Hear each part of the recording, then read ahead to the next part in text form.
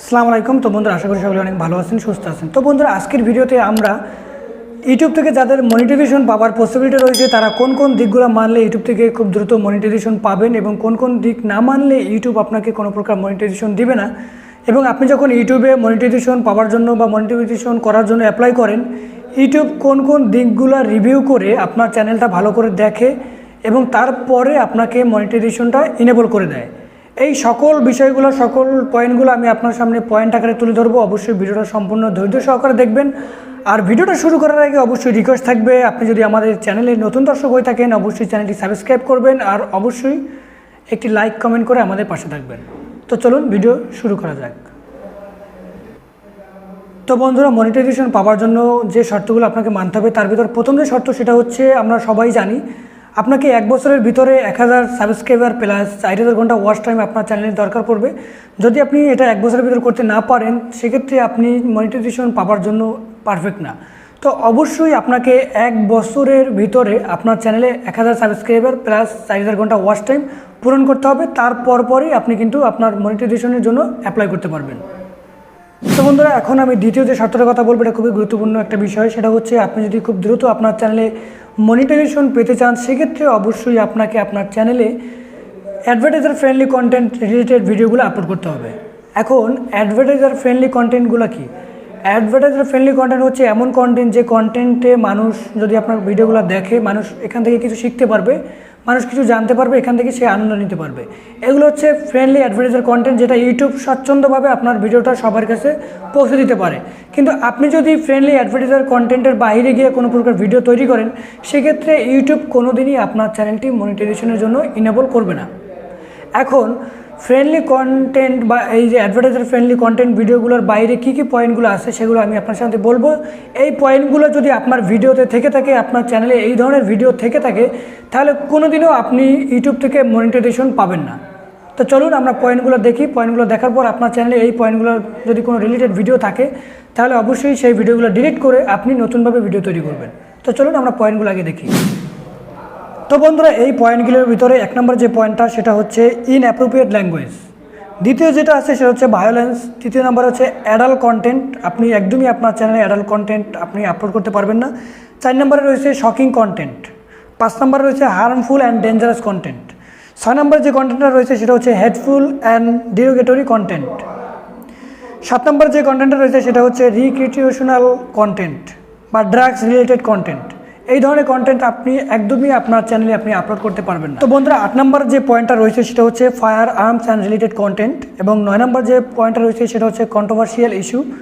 10 নম্বর যে পয়েন্টটার কথা আমি বলবো সেটা হচ্ছে সেন্সিটিভ ইভেন্টস, এবং 11 নম্বর যেটা রয়েছে ইনসেন্ডিয়ারি অ্যান্ড ডিমান্ডিং।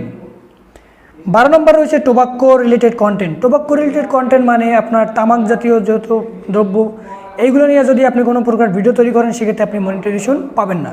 এবং সর্বশেষ যে পয়েন্টটার কথা আমি বলবো সেটা হচ্ছে adult theme in family content.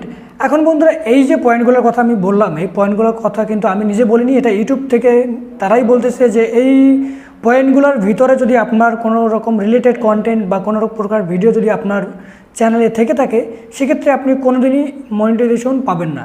সুতরাং এই পয়েন্টগুলোর বাইরে গিয়ে আপনাকে অবশ্যই ভিডিও তৈরি করতে হবে। তারপরই যদি আপনি মনিটাইজেশনের জন্য অ্যাপ্লাই করেন দেখবেন যে খুব দ্রুত আপনি মনিটাইজেশন পাবেন এবং আপনার চ্যানেলটি মনিটাইজেশনের জন্য অ্যাপ্রুভাল হয়ে যাবে।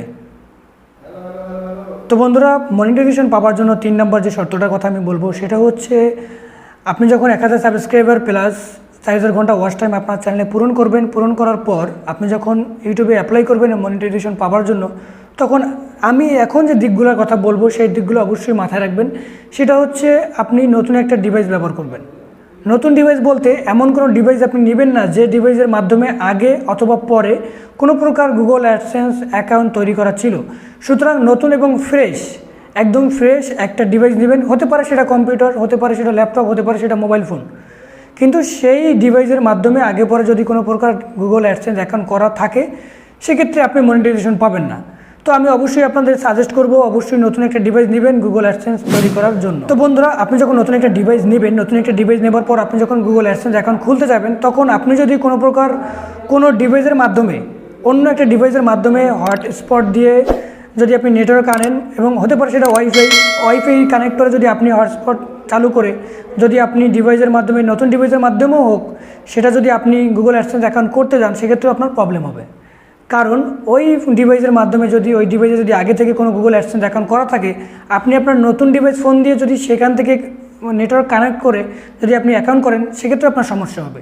তো এই জন্য আমি অবশ্যই বলবো আপনি নতুন একটা ফ্রেশ ডিভাইস নেবেন, নতুন ডিভাইসে নতুন নেটওয়ার্ক সিস্টেমে আপনি আপনার গুগল অ্যাডসেন্স অ্যাকাউন্টটা খোলার চেষ্টা করবেন। নতুন ডিভাইসে তার নিজস্ব নেটওয়ার্ক সিস্টেমের মাধ্যমে আপনি গুগল অ্যাডসেন্স অ্যাকাউন্টটা খোলার চেষ্টা করবেন। আশা করি আপনারা ব্যাপারটা বুঝতে পারছেন।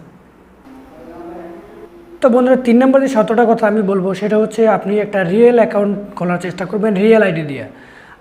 আপনি যার নামে অ্যাকাউন্ট করেন না কেন, আপনি যদি আপনার নামে অ্যাকাউন্ট করতে চান গুগল অ্যাডসেন্স অ্যাকাউন্ট, সেক্ষেত্রে আপনি আপনার ভোটার আইডি কার্ডের যে অ্যাড্রেস, নাম, ঠিকানা সব কিছু রিয়েলভাবে দেওয়ার চেষ্টা করবেন। আর ধরুন আপনার নামে আগে একটা অ্যাকাউন্ট আছে, তো সেক্ষেত্রে আপনি কী করবেন, সেক্ষেত্রে আপনি অবশ্যই আপনার ফ্যামিলির কারো, আপনার ভাই, মা, বাবা, যে কোনো বোনের নামে আপনি খুলতে পারবেন। তার ভোটার আইডি কার্ড ব্যবহার করবেন। আপনার নামে যদি আগে অ্যাকাউন্ট করা থাকে সেক্ষেত্রে আপনি আপনার ফ্যামিলির কারো নামে অ্যাকাউন্টটা করে নেবেন, ঠিক আছে।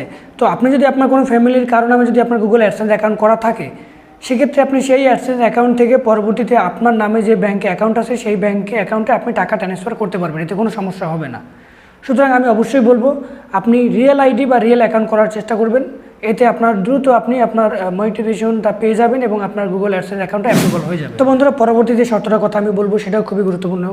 সেটা হচ্ছে আপনি যদি আপনার ইউটিউবের যে জিমেলটা দিয়ে আপনি ইউটিউব চ্যানেল ক্রিয়েট করছেন সেই জিমেল দিয়েই যদি আপনি একটা গুগল অ্যাডসেন্স অ্যাকাউন্ট করতে চান, সেক্ষেত্রে আপনার ওই ইউটিউবের জিমেলটা যদি অন্য কোনো ফোনে লগ ইন করা থাকে তাহলে সেই সকল ফোন থেকে আপনি লগ আউট করবেন। অর্থাৎ আপনার ইউটিউবের জিমেলটা এমন কোনো ডিভাইসে লগ ইন করে রাখবেন না যেখানে আগে থেকেই একটা অ্যাডসেন্স অ্যাকাউন্ট আসছে বা রয়েছে।